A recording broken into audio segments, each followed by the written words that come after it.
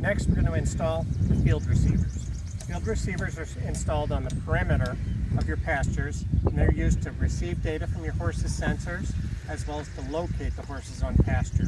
I brought with me a field receiver, a pole mounting kit, my power screwdriver, and the Torx bit that is in your instructions packet. And we'll get started with the field receiver installation. The first step is to plug your field receiver in. Your field receiver comes from the factory with the red cable unplugged, and that has the field receiver in a low power state.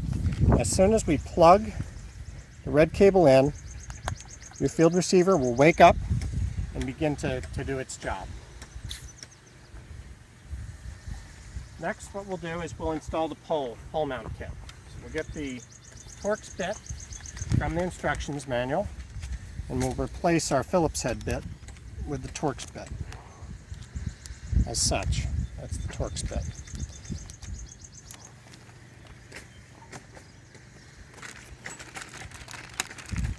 Open up your pole.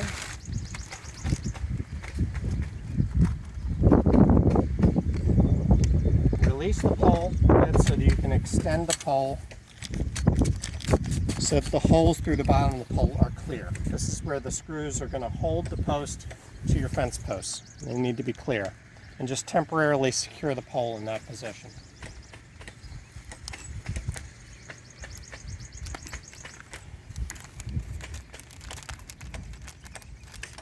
Take the two large Torx head screws, lag screws, out of the package, and place your pole on the fence post. If you're on a hill, you want the direction of the pole to follow the hill, so that the field receiver is oriented level to the terrain, not necessarily vertically.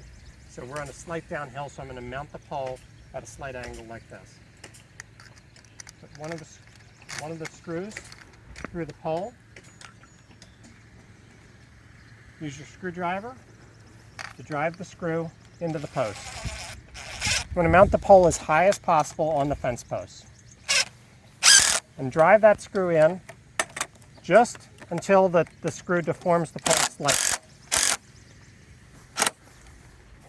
And then use the other screw to secure the bottom of the pole in place. Same way.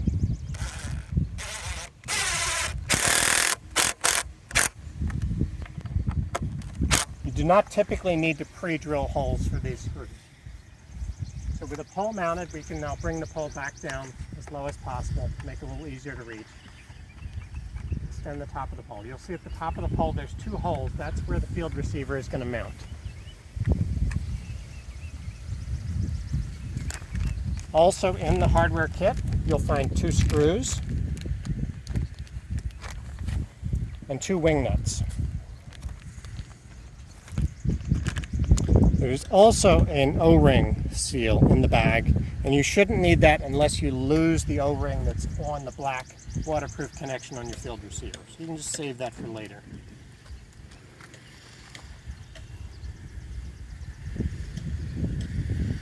Take one of the screws, put it through the top hole in the field receiver mounting bracket, and insert that through the pole.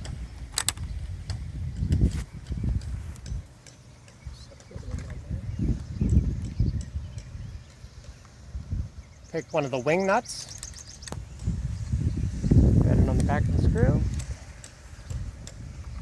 and just loosely install that. Before you get the next screw through the hole and install that wing nut.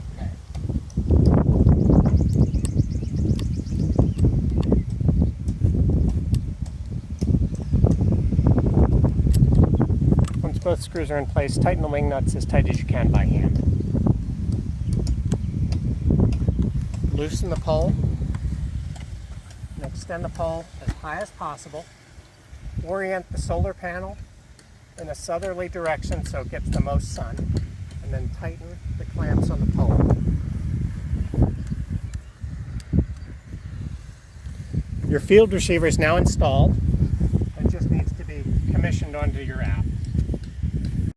So now that the field receiver is mounted, we need to tell the FarmGenie system where this field receiver is located, just like we did with the gateway and the beacons. So we're going to open the FarmGenie app. We're going to go to the settings screen again.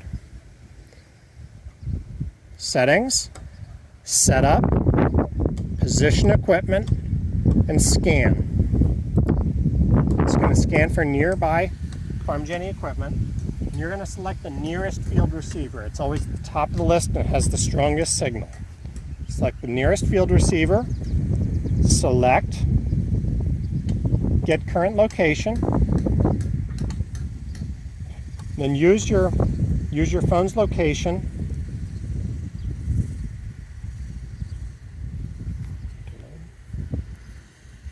If the location is correct, leave it there. Otherwise, grab the marker, move it to the proper location, release, and press Save Location.